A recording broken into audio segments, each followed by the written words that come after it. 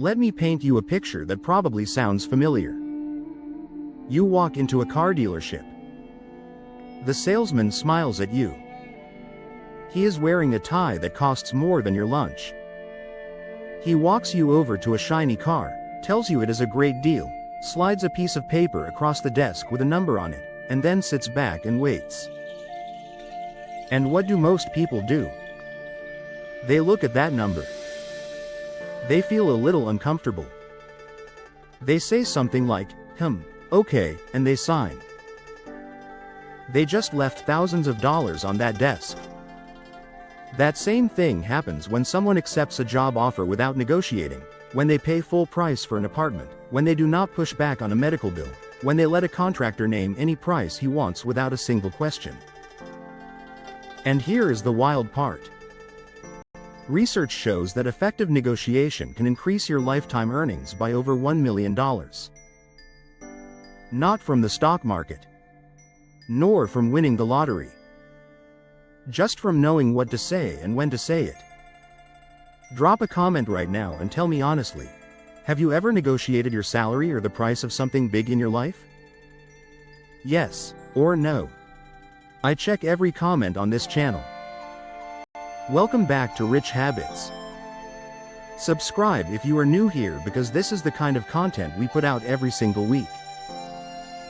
By the end of this video you are going to understand exactly how negotiation works and the specific techniques that the best negotiators in the world use every day.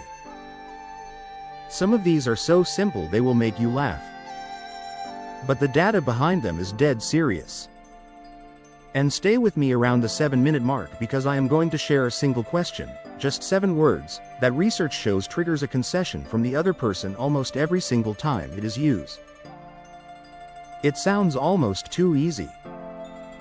But it works. Let us start with the most important thing to understand about negotiation, because most people have the wrong idea about what it actually is. Think about the last time you watched a courtroom drama on television. 2 lawyers, dramatic music, somebody pounding a table. That is what most people picture when they hear the word negotiation. High tension. Somebody wins. Somebody loses. Somebody storms out.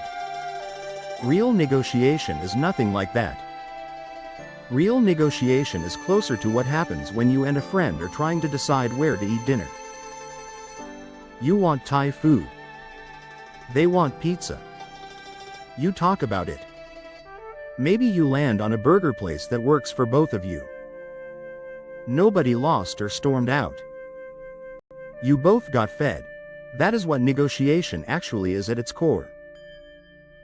A conversation between 2 people who both want something, working together to find an outcome where both people walk away feeling good about the deal. The moment you stop thinking of it as a battle and start thinking of it as a problem you are solving together, you will immediately become better at it.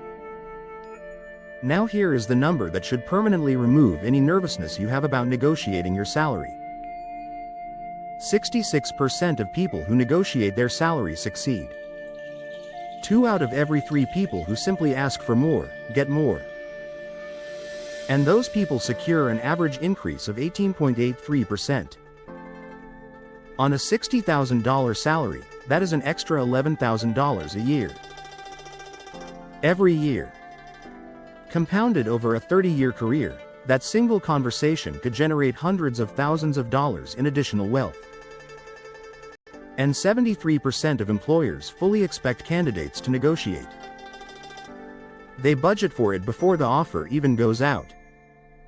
So when you accept the first number without saying a word, you are not being humble or grateful. You are just leaving money in an envelope that had your name on it and walking out without opening it. Before you negotiate anything, there are 3 things you need to know. And I am going to use something most Americans deal with every single day to explain this. Job hunting. The first thing is your target.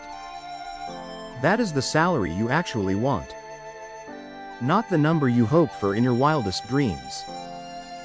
The number you have researched, that matches the market, and that you can defend with data if someone pushes back.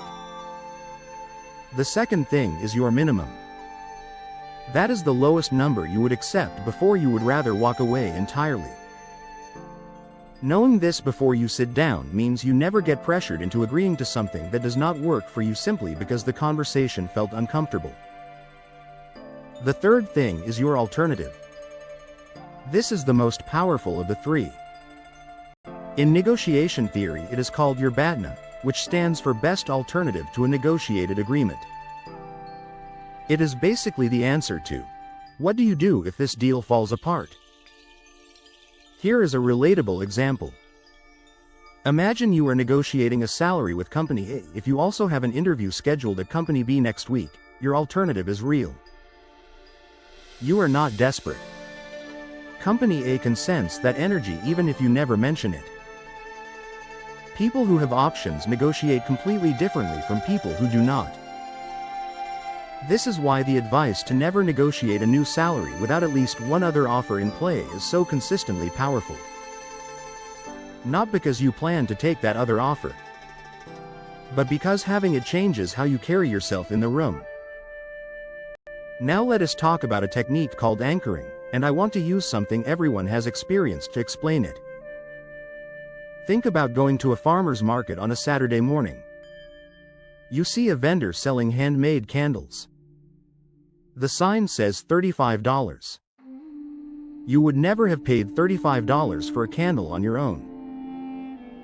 But because the sign said 35, when you negotiate down to 22, you feel like you got a deal. You probably did not. The vendor made the number up, put it on the sign, and let it do the psychological work. That is anchoring. And research confirms that anchoring a negotiation with a high first offer leads to a 20% higher final settlement on average. The first number stated in any negotiation becomes the psychological reference point for everything that follows. If you ask for $90,000, the entire conversation happens in the space between your number and what the other party can offer. If you had started at 75, that would have become the ceiling rather than the floor. The key is that your anchor has to be bold but believable. High enough to give you room to move. Not so high that the other person laughs and ends the meeting. If your real target is 70,000, anchor somewhere between 80 and 85. When you eventually land at 72 or 74, both of you feel like the negotiation did what it was supposed to do. Alongside anchoring, there is something worth knowing about how you present your number. Providing a range rather than a single figure increases the likelihood of a higher offer by 15%. Saying you are looking for something between 78 and 85,000 feels more collaborative than demanding exactly $80,000. The other person feels like they get to choose within a range rather than having a number pushed at them. The result is consistently better even though you are asking for the same thing. Alright. Here is the moment I promised you. You know that feeling when you are at a restaurant and the bill comes and it is higher than you expected? You do not argue with the waiter. You do not storm out. But you sit there for a second and you go, okay, that pause. That moment of quiet confusion. That is actually one of the most powerful tools in any negotiation. When someone gives you an offer that is not what you were hoping for, instead of immediately countering with a number, try asking this instead. How am I supposed to do that? 7 words. Said calmly. Not aggressively. Just genuinely, the way you would ask a friend who suggested you split a $300 dinner bill equally when you only had a salad. Research shows that this single question leads to a 15% concession from the other party in a significant number of cases. It works because it forces the other person to look at the situation from your side without you having to argue, demand, or threaten. And then you stop talking. That silence matters. Most people are deeply uncomfortable sitting in silence during a conversation and will move to fill it. That movement is almost always in your favor. Let the quiet work for you. One more technique that costs nothing and changes everything. Use a specific number rather than a round one.